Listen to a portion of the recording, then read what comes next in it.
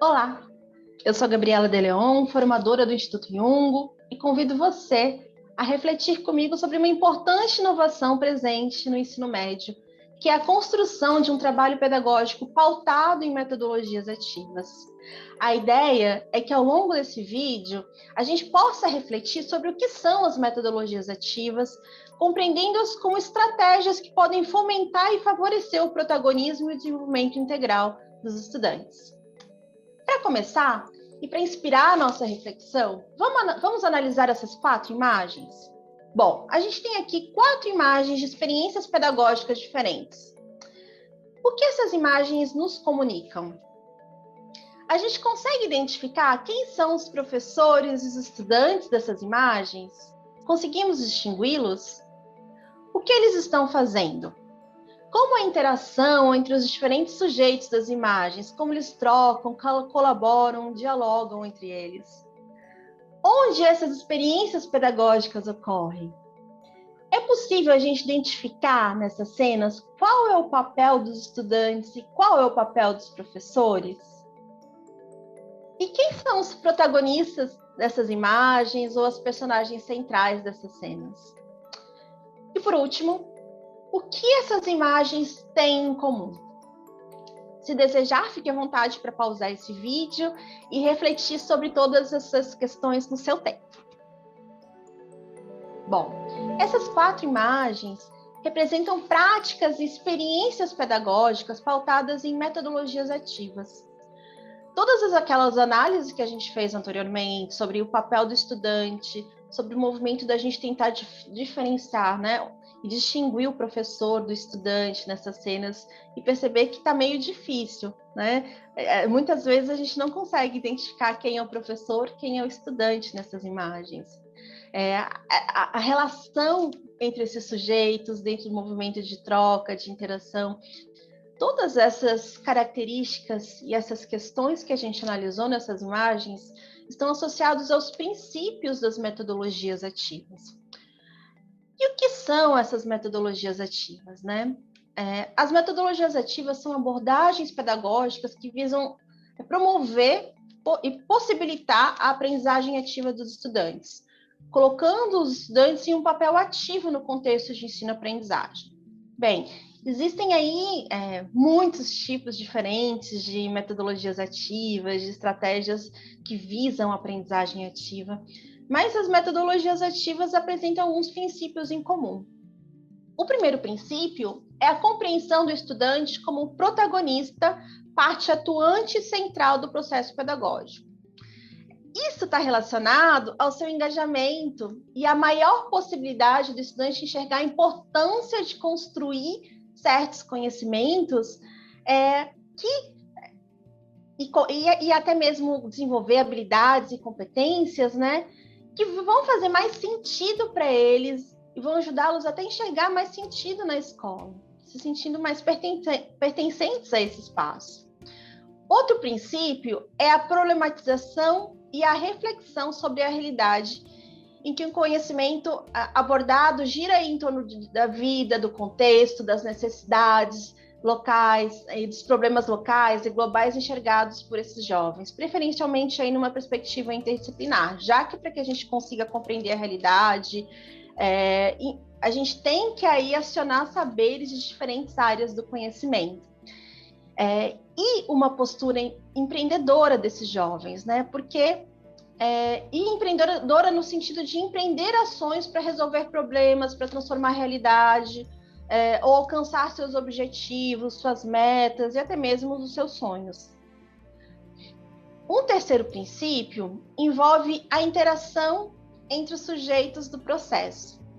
E esse é um aspecto bastante estruturante quando a gente fala de aprendizagem ativa, né? Que tem como uma característica ser dialógica e principalmente pautada na aprendizagem colaborativa. Esses princípios implicam aí na compreensão de que a aprendizagem ativa vai contra alguns processos, como o de memorizar fórmulas, memorizar informações ou dados, né? A ideia é promover uma aprendizagem que seja mais significativa e duradoura, que de fato acompanhe os estudantes e que seja aplicável em sua vida. Esses princípios, né, tiram o professor de um papel de detentor e transmissor de informações, aquela figura isolada, superior, detentora, repassadora de conhecimento, né? Dentro da abordagem pedagógica pautada nas metodologias ativas, o professor acaba assumindo um papel de companheiro da jornada e do processo de aprender do estudante. Ele assume um papel de orientador, de facilitador, de mediador de experiências de aprendizagem que vão colocar o estudante numa posição colaborativa, reflexiva, de produtores de conhecimento, estimulando a criatividade dos estudantes e o pensamento crítico e reflexivo desses jovens.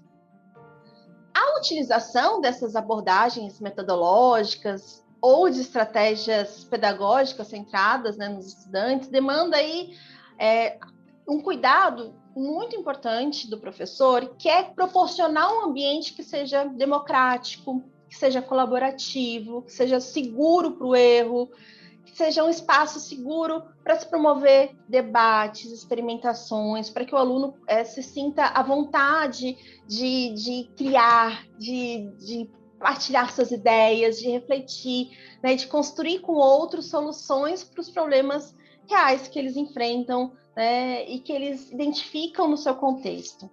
Então, o professor tem esse papel de ser mais do que aquele sujeito que é visto como detentor do saber, como um mediador, como alguém que vai atuar no planejamento de práticas pedagógicas que vão desafiar esses estudantes a criarem, a produzirem, a refletirem, a se posicionarem, a construírem soluções, a experimentar correndo o risco de errar e identificando que esse percurso que o levou ao erro também vai levar e vai ser uma oportunidade também dele aprender.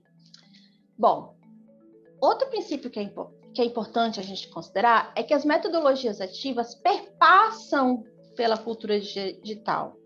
A cultura digital é uma realidade, especialmente para os jovens que são nativos digitais. Eles usam as tecnologias digitais para se relacionar, para produzir conhecimento, para resolver problemas, para intervir na realidade. Então, não faz sentido a gente desenvolver práticas pedagógicas que não considerem, né, o uso dessas ferramentas tecnológicas.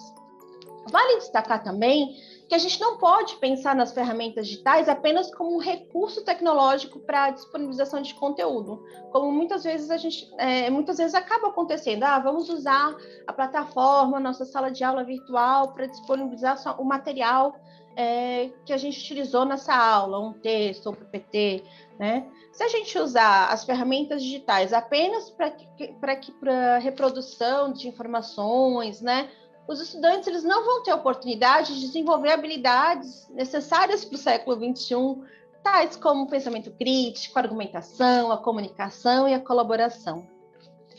As tecnologias, elas ampliam a possibilidade dos estudantes pesquisarem, né, em diferentes fontes, deles assumirem o papel de autores na escrita, na produção de vídeos, na produção de imagens, na produção de áudios, podcasts, né?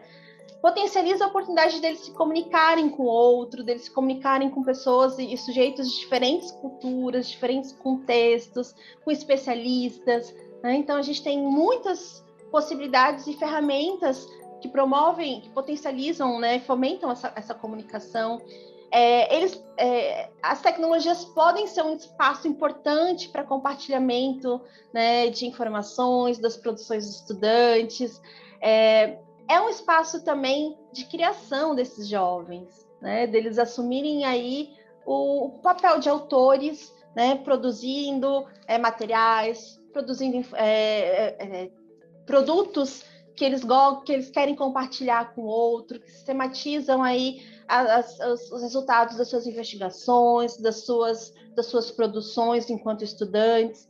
Então, a gente tem que enxergar as tecnologias digitais considerando todo o seu potencial pedagógico para promover a aprendizagem ativa desses estudantes. E não apenas como um espaço ou uma forma de compartilhar materiais, de compartilhar informações, né? Mas também como recursos que podem colocá-lo numa posição de produtores de conhecimento, né, de desenvolvedores. Bom, e aí a gente avança para uma terceira questão. Por que é importante adotar metodologias ativas no novo ensino médio? Uma das principais mudanças que o novo ensino médio propõe tem como propósito ampliar o foco no estudante. Então, os documentos que orientam o novo ensino médio indicam que a efetivação das mudanças previstas para essa etapa da educação básica não podem abrir mão de abordagens pedagógicas que sejam mais práticas, mais interativas, mais inclusivas e diversificadas. Dentre esses documentos, a gente tem as diretrizes curriculares nacionais para o ensino médio, que recomendam que os processos de ensino e aprendizagem promovam uma maior articulação entre teoria e prática, mais análise, mais reflexão crítica, mais problematização, mais leitura e produção escrita, e tendo um foco maior no desenvolvimento das capacidades dos estudantes aprender, do estudante aprender, né? Aquele famoso aprender a aprender. Também é importante destacar que diferentes estudos e pesquisas sobre como as juventudes aprendem e o que elas esperam da escola indicam uma maior efetividade de métodos educacionais que sejam ativos, que sejam centrados em atividades mais mão na massa, que sejam pautados aí no desenvolvimento de projetos, no uso de tecnologias, articulando com produções artísticas e culturais, pautadas mesmo na participação ativa e colaborativa dos estudantes. Então, quando o objetivo é engajar o estudante, né, a gente tem que investir na promoção da curiosidade intelectual e também buscar formas de gerar prazer em aprender, né? Isso é muito fundamental. E as metodologias ativas, ao partirem da escuta desses jovens, né, ao serem adotadas pelos professores que planejam experiências de aprendizagem, que olham para o contexto desses estudantes, para as questões que eles enfrentam no seu dia a dia, para os seus interesses, para os seus desafios, ela acaba acolhendo, né, e olhando para temáticas e formas de trabalhar que geram e proporcionam esse prazer em aprender, né?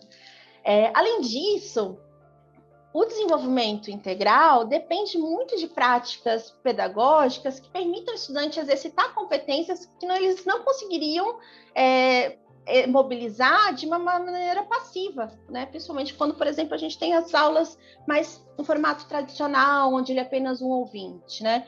Então, se a gente quer que o estudante desenvolva o diálogo, a empatia, a criatividade, a criticidade, a argumentação, a comunicação, a gente tem que proporcionar experiências pedagógicas que vão colocá-los para interagir com o outro, para criar, para lidar com seus sentimentos e lidar com os sentimentos dos outros, para refletir sobre diferentes opiniões, né? A gente tem que proporcionar experiências onde eles vão ter que sistematizar as suas reflexões e estruturar argumentos para defender suas ideias. Então, o novo ensino médio, ele é pautado, né, nesse movimento de proporcionar que o estudante assuma esse papel de protagonista, né, e que, nesse processo, ele consiga desenvolver competências e habilidades que são importantes para o século XXI, né, e, nesse processo, as metodologias ativas são estruturantes. Mas como a gente pode trabalhar? Que tipos de metodologias ativas existem, né? Como eu falei antes, existem muitas possibilidades de metodologias ativas.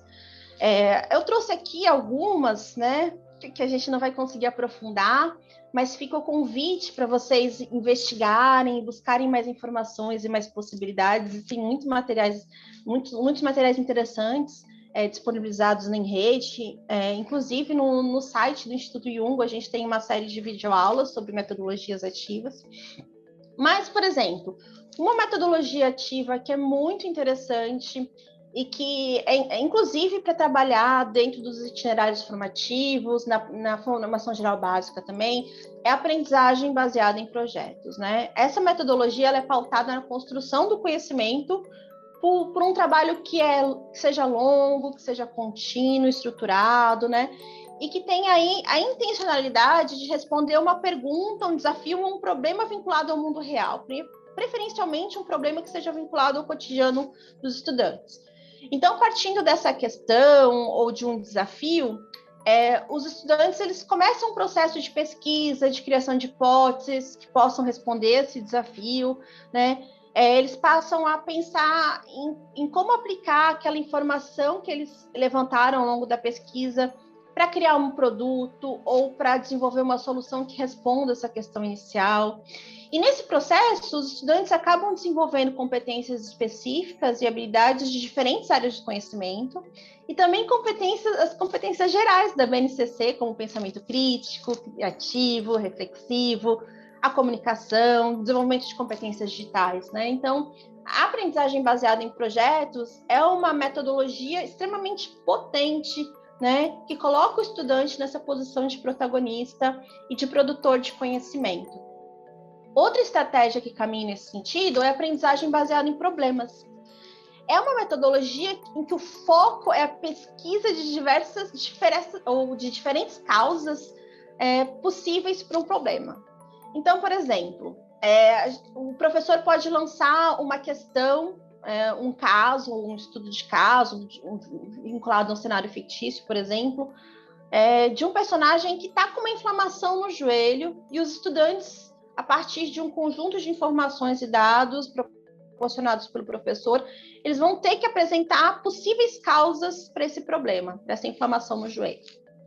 Então, normalmente a aprendizagem em problemas, baseada em problemas, ela tá mais aí, ela tem um período mais curto em comparação, né, de desenvolvimento em comparação com a aprendizagem baseada em projetos, acaba focando temáticas mais específicas, apesar disso não ser rígido, né, existem algumas experiências onde eles tornam esse processo um pouco mais longo, né, mas ela costuma ser mais focada em um tema específico e apresenta uma menor duração em comparação com a aprendizagem baseada em projetos. A aprendizagem baseada em jogos é uma outra metodologia extremamente potente e mobilizadora, onde se usa aí a possibilidade dos estudantes conceberem, desenvolverem, utilizarem e aplicarem jogos, né, em alguma experiência de aprendizagem. Então, normalmente são jogos que a gente chama de jogos sérios, que são jogos que não têm como objetivo principal o entretenimento, apesar deles acabarem gerando, né, e possibilitando entretenimento e serem altamente mobilizadores, dos estudantes se divertirem, mas eles têm normalmente como princípio o alcance de algum objetivo de aprendizagem. Junto com a aprendizagem baseada em jogos, dialogando, na verdade, com essa metodologia, a gente tem a gamificação, que é de forma bastante assim, geral, simplificada, né? É a utilização de elementos ou estratégias de jogos, como o uso de narrativas, com personagens ou avatares, com o uso de desafios ou missões, né? Onde o estudante, à medida que vai avançando de uma missão para outra, ele vai recebendo recompensas e missões mais complexas para resolver, né? A recompensa pode ser uma medalha, pode ser um distintivo, e todas essas características, o uso desses elementos ou de estratégias pautadas em jogos, né, torna esse processo pedagógico mais engajador, mais mobilizador. Então, é uma metodologia que tem ganhado cada vez mais espaço na educação. Outra estratégia é a aprendizagem baseada em equipes, que tem como foco aí promover a aprendizagem colaborativa através de um um conjunto de etapas, né, que essa metodologia propõe. Então, o estudante ele é responsável pela sua própria aprendizagem, mas ao longo das etapas ele também é responsabilizado e pela aprendizagem do outro, né, onde as equipes vão construir soluções para desafios de forma colaborativa. A gente também tem a sala de aula invertida, que, como traz o nome, né, é um método que inverte a lógica de organização da sala de aula. Então, o estudante vai estudar um determinado conteúdo ou uma determinada temática antes da aula, por meio de algum recurso, como videoaula, como um jogo, como um arquivo de áudio, como um texto, né? E na aula, o tempo da aula é utilizado para realizar atividades em grupo, para realizar projetos, para o professor esclarecer dúvidas ou para aprofundar o tema, né? Estimular discussões. Então, tem um momento onde o estudante trabalha de forma mais individual, olhando para a questão mais conceitual, e o tempo da sala de aula acaba sendo um espaço onde é privilegiada a interação entre esses sujeitos, né? Além disso, a gente tem storytelling, que também, de uma forma muito geral, como o nome já diz, significa contar histórias. Então, é o uso da narrativa de histórias como uma estratégia, uma abordagem pedagógica para transmitir alguma informação, para contextualizar alguma temática, né? E é uma estratégia que diferentes estudos indicam que ela acaba ampliando o engajamento dos estudantes, acaba contribuindo para a contextualização, para a humanização de dados, e até mesmo para criar memórias mais duradouras. A gente traz aqui também como exemplo o Design Thinking, que é uma metodologia que busca aí propor uma oportunidade dos alunos, dos estudantes desenvolverem uma solução criativa, inovadora para algum problema que é lançado a eles, né? E aí, nesse processo, eles usam muito o pensamento, a forma de pensar dos designers. E aí, ao longo de um conjunto de etapas, os estudantes vão idear, prototipar e testar a solução que eles vão criar colaborativamente. E a gente também tem uma estratégia que é bastante interessante, que pode ser utilizada em grupo, mas também em atividades mais individuais, que é a rotina de pensamento visível. Essa é uma estratégia que busca estimular intencionalmente o pensamento dos estudantes, né? Usando estruturas simples como verbos, frases, organizações visuais, que vão disparar ou então vão apoiar o pensamento do estudante. É uma estratégia também potente para documentar, registrar esse pensar do estudante. Então, são ferramentas que ajudam a tornar o pensamento visível. Bom, é importante colocar aqui que, independente, né, da metodologia utilizada, do percurso utilizado, né, a gente também tem a aprendizagem maker, que os estudantes colocam a mão na massa.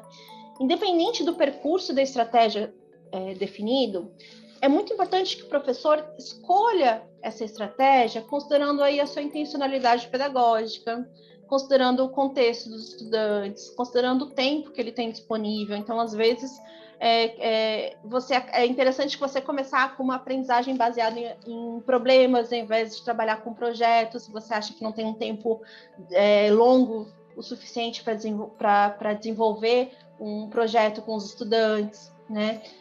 Você pode começar usando uma gamificação, um storytelling. Se você nunca, por exemplo, utilizou uma metodologia ativa, são estratégias que são extremamente interessantes e que dá para a gente começar a experimentar essas possibilidades ao longo das nossas aulas, fazendo pequenos ajustes, né, no nosso planejamento. Ou a gente pode simplesmente planejar totalmente a nossa disciplina de novo, considerando aí trabalhar pautado em projetos, né? O pensamento visível é uma estratégia fácil de se aplicar, mas independente dessa escolha, é muito importante considerar que a aprendizagem ativa contempla aí o envolvimento dos estudantes em atividades que vão estimular eles a refletir sobre ideias e também sobre a forma como eles aplicam essas ideias quando eles falam, quando eles escutam, quando eles escrevem, leem ou refletem. Então, tem aí um movimento de metacognição que é importante ser considerado quando a gente trabalha com metodologias ativas, né? Então, essas abordagens exigem aí que os estudantes reflitam sistematicamente sobre o seu nível de compreensão e sobre as capacidades que eles desenvolvem quando eles lidam com esses problemas, com os desafios ou com conceitos de um determinado componente, né? Bom, assim, fechando essa questão das possibilidades, né? A gente fecha sem fechar, porque existem N formas, né, de você promover a aprendizagem ativa, né? Provavelmente você já trabalhou com trabalhos em grupos, com seminários, com mesas redondas, com plenárias, com dramatização, com interpretações musicais, com a apresentação de um filme com posterior debate sobre esse filme, com a construção de portfólios, né? Então, existem estratégias que são mais comuns, né, que já oportunizam essa aprendizagem ativa, né? O movimento é a gente buscar, em nossa prática pedagógica, identificar formas de tornar os estudantes cada vez mais participativos, ativos, e assumindo esse papel de protagonistas no processo, né? Então, eu não me sinto seguro para começar com um projeto, mas eu vou experimentar aqui uma rotina de pensamento ao longo das aulas, né? Vou experimentar essa estratégia da sala de aula invertida. Então, vou gravar uma videoaula para eles assistirem antes e depois realizar uma atividade em grupo, onde vai ser um momento onde eu vou pedir para que cada um, depois de assistir a videoaula, partilhe 2 questões, e aí a gente decide coletivamente as questões que a gente vai debater ao longo da aula, né? Que são as mais frequentes, por exemplo. Então, o movimento é a gente experimentar e buscar possibilidades de trabalhar com essas estratégias. Bom, só para tentar tornar essa ideia um pouco mais concreta, né? Eu trouxe aqui um exemplo de aplicação da aprendizagem baseada em projetos. Esse exemplo é de um projeto desenvolvido em Canindé de São Francisco por estudantes do 2º e do 3º ano do ensino médio do Colégio Estadual Delmiro de Miranda Brito. Foi um projeto que foi premiado pelo programa Criativos da Escola e que vocês podem acessar integralmente toda a história através desse link que está aí no slide, né? Mas, de uma forma geral, nesse projeto, estudantes, né, de uma comunidade rural, agrícola, identificaram muitos problemas causados pela escassez de água.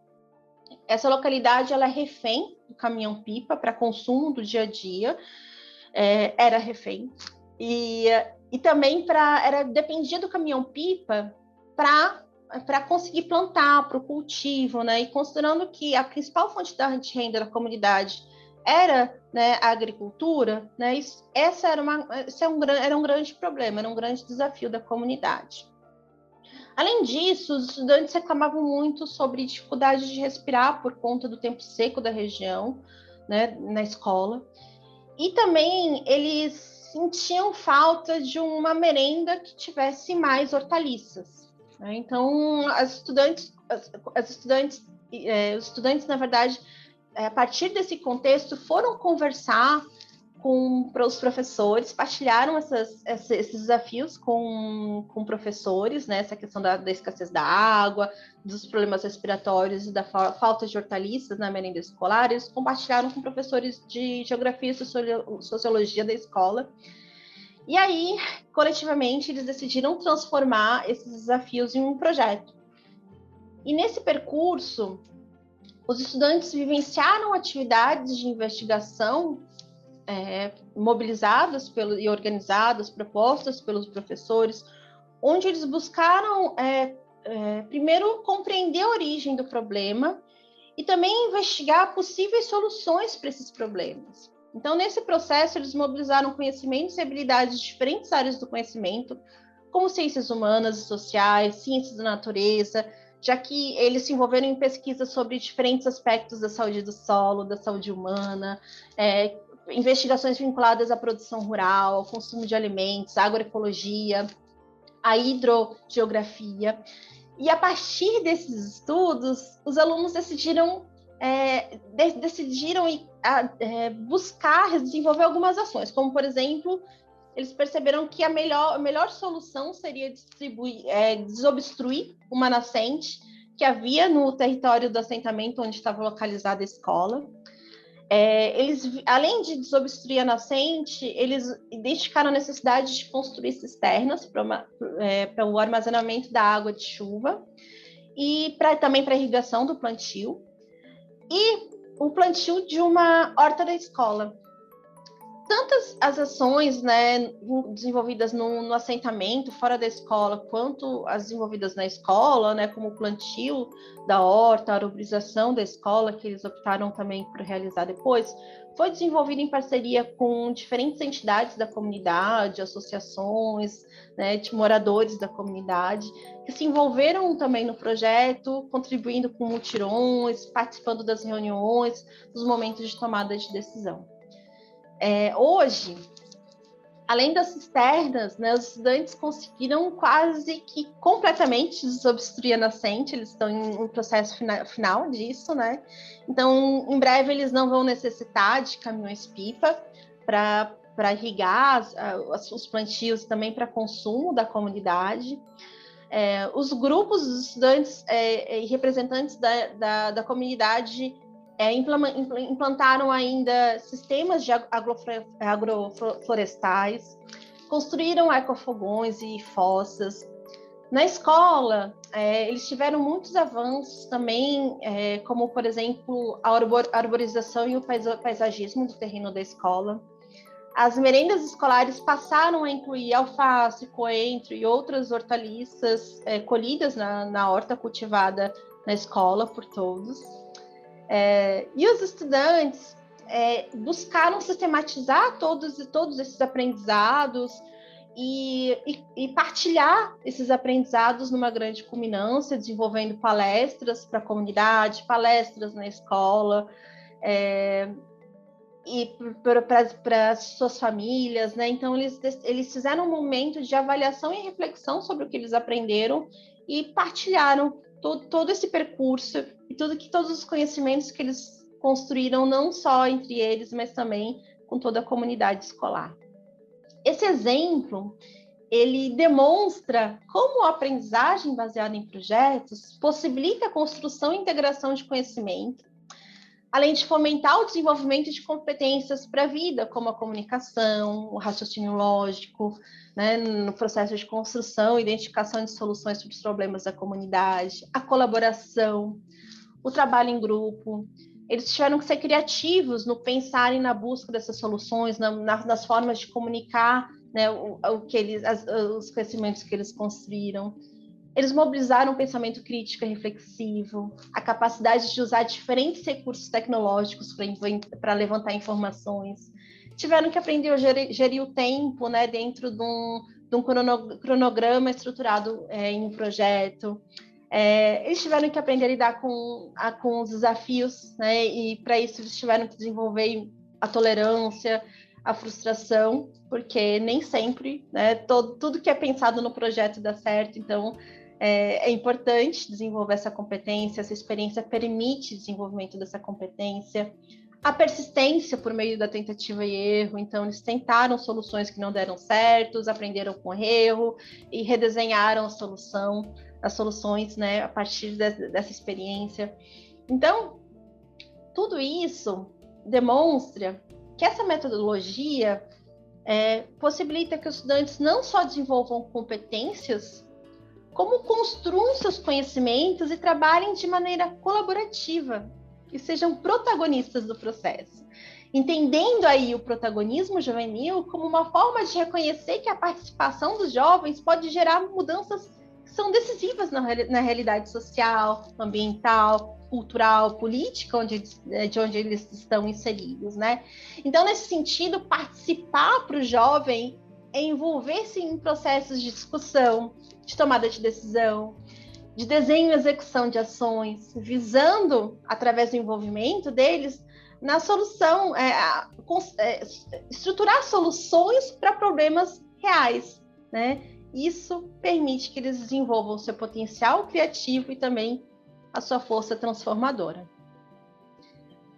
Eu destaco também o quanto foi importante a escuta ativa, empática, né? E a coragem desses professores de acolher essas demandas e transformar isso num projeto, né? Replanejando até mesmo o seu planejamento pedagógico para acolher essa demanda, né? E nesse processo, os professores tiveram um papel aí de orientadores, né? Intermediando as discussões, provocando a busca por soluções, apoiando eles na curadoria dos materiais e colaborando nesse percurso que foi desenvolvido pelos estudantes, mas com mediação dos professores, né? Os protagonistas desse percurso foram os estudantes e os professores foram os colaboradores nesse percurso, nessa jornada. Bom, eu espero que vocês tenham saído inspirados, né? A partir com essa experiência. E a ideia é que a gente termine esse momento de reflexão realizando uma prática de rotina de pensamento que vai nos ajudar a refletir sobre o que a gente trouxe aqui, né, que foi apresentado aqui, e também a conectar com a experiência de vocês, né, a partir do que a gente introduziu nesse tópico, nesse conceito aqui de metodologias ativas. Para isso, eu trouxe aqui, né, uma rotina de pensamento chamada Conecto, Testo, Amplio e Testo. Nessa rotina, eu convido vocês, primeiro, a desenhar uma tabela com espaço para 3 questões. Na primeira questão, vocês vão registrar quais conexões eu faço com a minha prática pedagógica. Então, considerando essa discussão sobre metodologias ativas, as diferentes possibilidades, os conceitos, os princípios trazidos aqui, quais conexões vocês fazem com a prática de vocês? Na segunda questão, né, na segunda coluna, o convite é para que vocês registrem como vocês podem ampliar essa reflexão. Que estratégias vocês podem utilizar para ampliar e aprofundar essa reflexão? E na terceira coluna, o convite é para que vocês reflitam sobre o que, como e quando vocês podem aplicar o que a gente discutiu aqui na prática pedagógica de vocês.